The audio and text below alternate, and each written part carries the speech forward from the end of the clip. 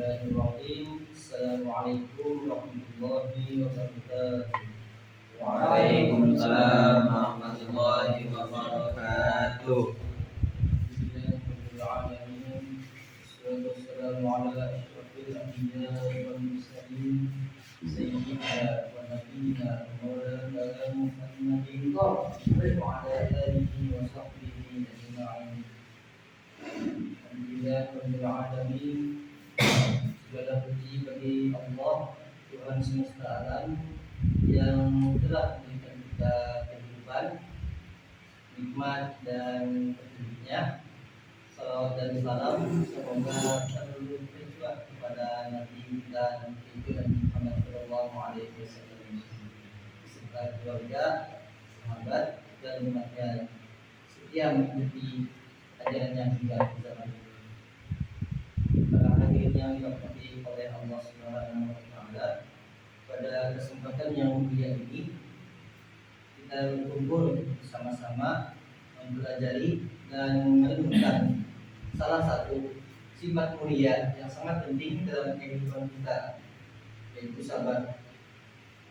Sabar bukan sekedar kata yang mudah diucapkan, tapi yaitu merupakan sebuah kualitas yang dalam yang harus dipupuk dan diterapkan dalam setiap langkah hidup kita. Dalam Al-Quran Allah Subhanahu wa Ta'ala banyak sekali menyebut tentang sabar, baik dalam konteks kajian, kesulitan maupun dalam hal ibadah. Sabar dalam pandangan Islam bukan hanya berarti menahan diri dari kesulitan, tapi juga berarti ketabahan hati, kesediaan untuk menerima takdir, serta kemampuan untuk terus berusaha meski dalam keadaan sulit. Kajian kali ini bertujuan untuk mengupas lebih dalam tentang sabar pada tafsir Al-Misbah pada surah Al-Baqarah. Sebelum lebih lanjut, saya ingin tanya nih kepada kawan-kawan sekalian, apa sih yang kalian ketahui itu tentang sabar menurut pandangan masing-masing? Mungkin saya akan jawab satu-satu ya. Apakah kalian sudah siap? Ya, menurut Bang Agi, bagaimana itu? Allah beragama kata sabar itu kita mampu melakukan tanpa mengeluarkan, tanpa kita harus marah-marah, kita kendali.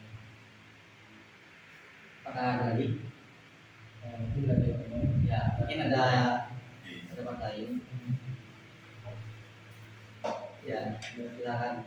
Sabar itu ketika kita menunggu orang yang di sana untuk bertemu. Masya Allah. Tetapi belum ada kesempatan, tinggal menunggu waktunya saja. Sabar itu. Ya. Tapi ada lagi as-sabr inda sadaqatillah. Bahwasanya sabar itu ketika musibah yang pertama. Intinya kalau kita dapat musibah itu ya sabar aja dulu. Ya, walaupun apa ya, kita ini cukup mudah mendapatkan sabar sebenarnya dari kamu nanti ada hikmahnya. Itu memang mudah untuk kita ucapkan, itu untuk mengingatkan memang agak sulit ya, tapi pahalanya besar gitu, sabar gitu. Walaupun sabar ini tidak ada batasnya, walaupun tidak ada batasnya, jadi kita selamanya cara itu ada besar. Terima kasih atas masukannya. Kalau saudara ini apakah ada? Kalau ada silakan, kalau tidak ada ya tidak apa-apa. Ya, silakan. Menurut ulun, bila sabar itu yang pertama tadi kata Bang Adi adalah orang yang bisa menahan emosi hidup. Tapi ada sedikit varian dari ulun. Bila kita sabar itu, contohnya musibah. Apa yang Allah kasih musibah kepada kita itu, kalau kita bisa menahan rasa emosi terhadap musibah tadi, contohnya kan kayak contoh ini kita dapat kecelakaan, kayak ini jatuh, tiba-tiba jatuh di jalan, kesandung batu, akhirnya jatuhlah ke samping. Tapi dari cobaan itu sesungguhnya ada Allah beri lagi kebaikan yang dari kesandung tadi. Dan begini, tiba-tiba kita kesandung. Nah, dari belakang tadi ternyata ada motor yang remnya belum. Nah, kalau seandainya kita tidak terjatuh maka tertabraklah kita. Itulah hikmahnya dari sabar. Kalau kita emosi, aku jatuh. Apa sih Allah ini menjatuhkan cuma kesentuhannya kok dijatuhkan? Padahal dari segi itu ada Allah kasih hikmahnya. Kita ada sisa. Terima kasih atas penjelasannya kepada keempat kawan-kawan sekalian. Baik, karena sudah ada pemasukan dari kawan-kawan sekalian, selanjutnya saya akan membacakan terkait tafsir Al-Misbah pada surah Al-Baqarah ayat 156 dan 157. Maaf, sebelumnya saya ingin menyampaikan bahwa saya tidak memakai kitab karena saya tidak mempunyai kitab Al-Misbah tersebut. Tetapi saya punya aplikasi, bukan aplikasi sih, PDF filenya dari kitab tersebut. Ya, saya akan membacakan ayat tersebut dan artinya menurut Al-Misbah. Bismillahirrahmanirrahim. Alladzina idza asabatuhum musibah qalu inna lillahi wa inna ilaihi raji'un. Ulaika 'alaihim shalawatun min rabbihim wa rahmah wa ulaika humul muhtadun. Yang artinya menurut beliau yaitu orang yang apabila ditimpa musibah mereka mengucapkan inna lillahi wa inna ilaihi raji'un. Sungguhnya kami adalah milik Allah dan kami akan kembali kepadanya. Mereka itulah yang mendapat banyak keberkatan yang sempurna dan rahmat dari Tuhan. Pendidik dan pelihara mereka, dan mereka itulah orang-orang yang mendapat petunjuk. Di sini penjelasan beliau saya akan membacakan menurut tafsirnya beliau tersebut. Nanti saya akan menjelaskan dan mencontohkan. Saya akan membacakan semua. Kami milik Allah. Jika demikian, Dia melakukan apa saja sesuai dengan kehendaknya. Tetapi Allah Maha Bijaksana, segala tindakannya pasti benar dan baik. Tentu ada hikmah di balik ujian atau musibah itu. Dia Maha Pengasih, Maha Penyayang. Kami akan kembali kepadanya, sehingga ketika kita menanti, tentulah pertemuan itu adalah pertemuan dengan kasih sayangnya. Kami adalah milik Allah, bukan hanya saya sendiri. Yang menjadi miliknya adalah kami semua yang merupakan makhluknya. Jika kali ini petaka menimpa saya, maka bukan saya yang pertama ditimpa musibah, bukan juga yang terakhir. Makna ini akan meringankan beban pada saat menghadapi petaka, karena semakin banyak yang ditimpa petaka, semakin ringan dia dipikul. Kalimat ini tidak diajarkan Allah kecuali kepada Nabi Muhammad SAW dan umatnya. Seandainya Nabi Yakub mengetahui, maka dia tidak akan berucap seperti ucapannya yang diabadikan Al-Quran. Aduhai jika cintaku terhadap Yusuf. Itu ada di Quran Surat Yusuf ayat 84. Demikian yang diucapkan di baik. Dia mengucap kalimat innalillahi wa inna ilaihi raji'un. Jangan menghayati makna-maknanya, antara lain seperti dikemukakannya di atas mereka itulah yang mendapat banyak keberkatan.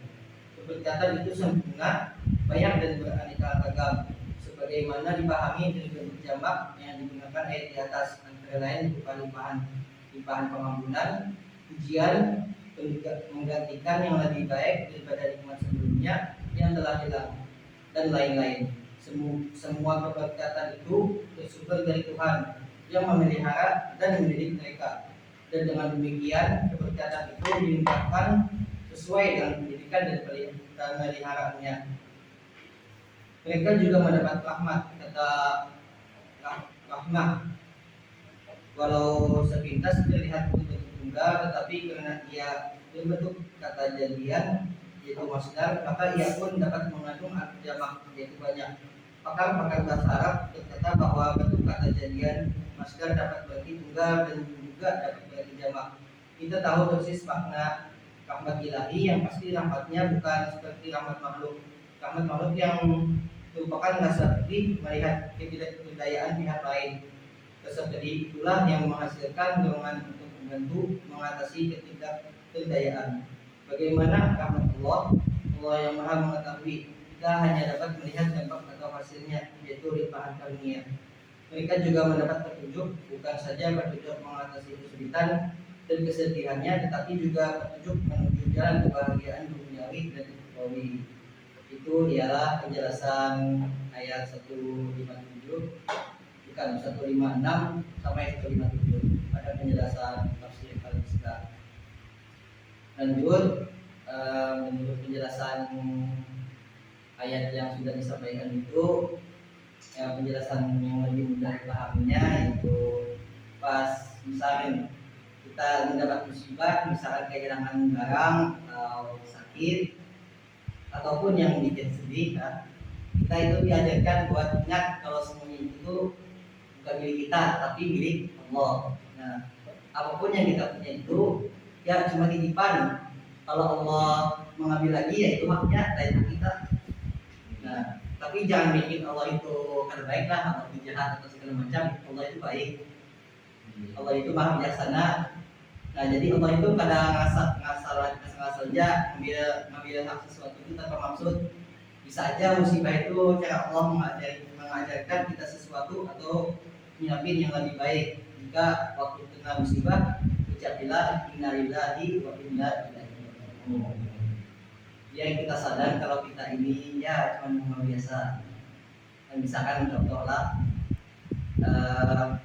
kamu Mas Ruli kehilangan motor, dan duit lah, pasti sedih loh. Nah, tapi kamu ingat motor itu cuma titipan. Kamu bilang innalillahi wa inna ilaihi raji'un. Nah, tidak lama kemudian ya, tidak lama kemudian misalkan nih kejadian tersebut sudah lalu lah, tiba-tiba ada kawan nih ngajak kerja bareng, dan dari situ kamu malah dapat rezeki yang lebih baik itu buat bisa mengganti motor itu. Nah, kan bisa jadi gajinya lebih baik dari sebelumnya, yang bisa ya UMR lah anggapannya lah. Dengan hasil UMR itu bisa menabung, bisa mendapatkan motor yang lebih bagus lagi dari sebelumnya. Ya misalkan tadi lah motor yang dicuri itu ya motor Mio lah, Mio kan bukan. Tiba-tiba nih sudah dapat kerja yang lebih baik lah di perusahaan yang bagus ya, bisnis lah. Tapi tiba-tiba bisa motor Ninja, motor kepalan lah. Nah itu salah satunya lah. Nah yang kedua, jangan merasa sendirian. Semua itu juga milik Allah. Penjelasannya itu musibah itu bukan cuma datang ke kita doang, tapi juga ke orang lain. Ya misalkan kayak aku nih, kayak aku aja yang ada dapat musibah, tapi kawan-kawan semua tuh pasti juga ada musibah. Nah, gitu. Jadi kalau kita ada musibah, jangan mikir kita orang yang paling sial. Nah, jadi kalau kita tuh merasa paling sial, pasti di atas kita nih ada juga misalkan kesulitan semasa hidupnya lebih ya dari segi ekonomi masih anu lah. Nah, memaharkan supaya anaknya itu bisa lebih baik lagi tuh. Nah, gitu. Banyak orang lain mengalami cobaan, malah kadang kalau kita sadar itu beban rasanya lebih ringan. Kita tidak sendirian, banyak yang bisa saling dukung. Nah, contohnya kamu misalkan Nafi ini gagal dalam wawancara kerja, ya pasti gagal loh wawancaranya, tidak dapat kerja, pasti sedih. Merasa hidupnya ya misalkan ada adil lah, tapi pas ngomong-ngomong sama kawan, ternyata bakal ini misalkan kawannya ternyata memiliki hal yang sama. Nah dari situ kalian berdua ini saling menyemangati, lalu mencari peluang sama-sama, mencari kerja lain di suatu tempat yang sama, itu kerja bareng kan.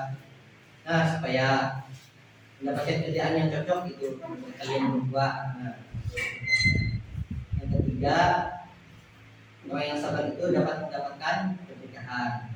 Penjelasannya, Allah kasih keberkahan buat orang yang sabar. Keberkahan ini bentuknya berbeda-beda, bisa berupa ya menghapus dosa, mendapatkan rezeki yang tidak disangka-sangka, atau pengganti yang lebih baik dari yang hilang.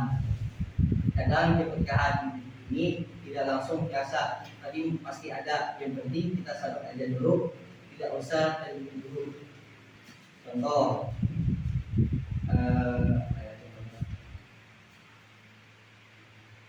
silakan ini jual usaha makanan lah misalkan, tapi usaha makanan ini mendapatkan musibah dengan dagangannya ya dengan alasan ya misalkan basi lah, pasti kilo kalau basi itu loh udah dijual di, tapi dengan kesabaran itu coba lagi belajar dari pengalaman yang sudah dilalui. Nah, misalkan sudah lalu itu coba lagi proses.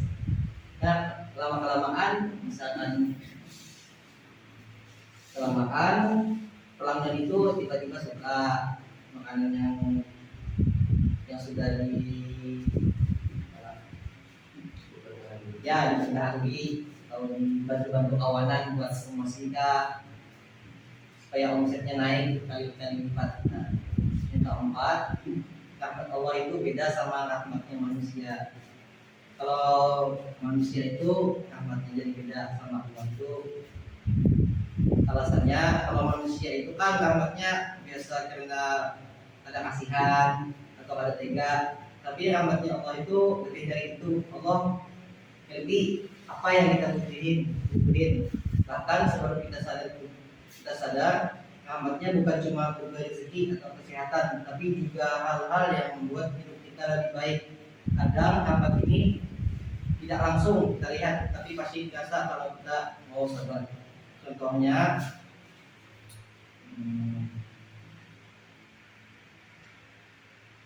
ya, misalkan Asli ini misalkan sakit berat, ya kasih lama lah. Awalnya Asli mikir ini ujian paling berat dah, tapi dari dia sakit itu Asli ini jadi mengerti bagaimana menjaga kesehatan dan malah mengajari keluarga membuat hidup lebih sehat juga. Jadi rahmat Allah itu sering muncul lewat cara yang tidak disangka. Kemudian yang terakhir, yang kelima, musibah itu jalan mendapat petunjuk Allah. Penjelasannya, Allah bukan cuma kasih ujian, tapi juga kasih petunjuk biar kita bisa keluar dari masalah dan hidup lebih bahagia. Kadang-kadang dalam musibah kita malah diajarin hal baru atau dikasih jalan buat jadi orang yang lebih baik. Intinya, cobaan itu sering jadi pintu buat sesuatu yang lebih besar, asal kita mau percaya sama Allah dan terus berusaha. Misalkan contohnya, kamu sudah mencoba daftar di kampus ya universitas yang kalian inginkan, daftar terus ada masuk nih, pasti kecewa karena kan sekolah universitas yang difavoritkannya, tapi tetap berdoa dan usaha, malah kakak sampaian juga akhirnya malah diterima di kampus ya, jadi kan nggak bisa kata di Palembang ya. Iya ini enak di misalkan di Jakarta, malah keterimanya di IAIN. Dengan di IAIN ini malah diterima di kampus ini yang ternyata lebih cocok sama bakat yang kamu miliki, dan itu kamu sukses dan malah menjadi inspirasi buat orang lain. Misalkan nih di yang ngambil lulusan foto misalnya, tapi nih di UI ini ambil jurusan hukum misalkan, tapi kan punya ambil di keagamaan, pada diterimanya di hukum di UI, pindah ke IAIN ambil tafsir. Nah pasnya di pondok pulang sekolah dulu dengan dikaitkannya dengan tafsir ini, ya menyatu lah, bisa memperbaharui lagi yang awalnya sedikit pengetahuannya. Dengan adanya kuliah di IAIN langsung tambah langsung meningkat derajatnya. Nah, gitu. Itu yang saya sampaikan, dan juga dari hadis saya menemukan 2 hadis yang saya share di sini. Langsung saja artinya, apabila Allah menghendaki kebaikan pada hambanya, maka Dia akan menyegerakan hukumnya di dunia. Artinya, jika seorang mukmin mendapat musibah atau kesulitan di dunia, itu bisa jadi tanda kasih sayang Allah. Musibah tersebut membersihkan dosa-dosa sehingga ia tidak lagi harus mempertanggung jawabkannya.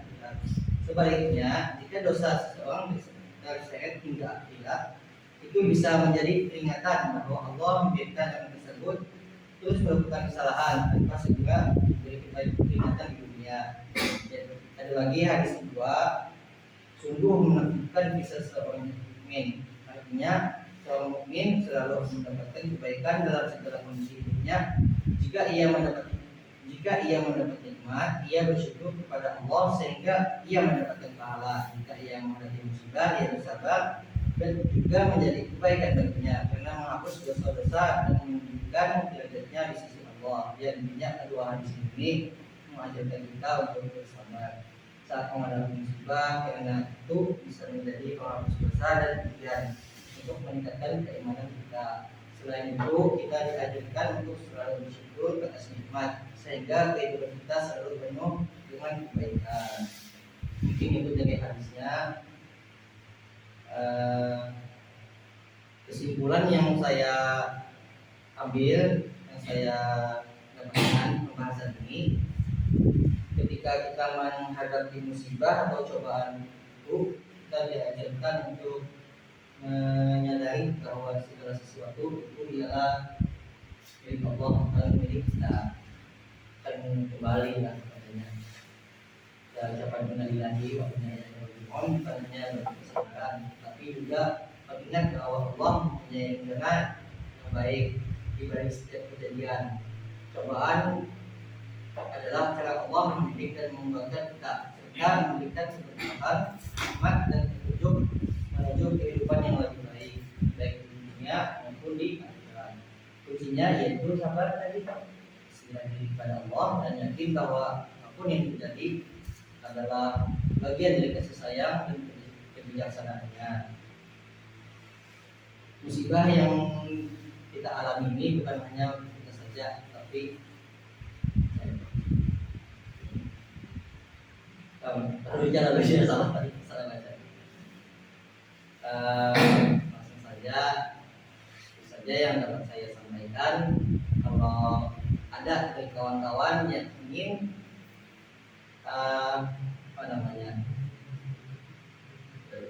memberikan tanggapan dan memberikan masukan mungkin terkait sabar, dan juga contoh dari pribadi masing-masing, ada sudah yang kehidupan selama ini mendapatkan cobaan, yaitu musibah kah, lalu sabar, adakah dari sekalian kawan-kawan ini?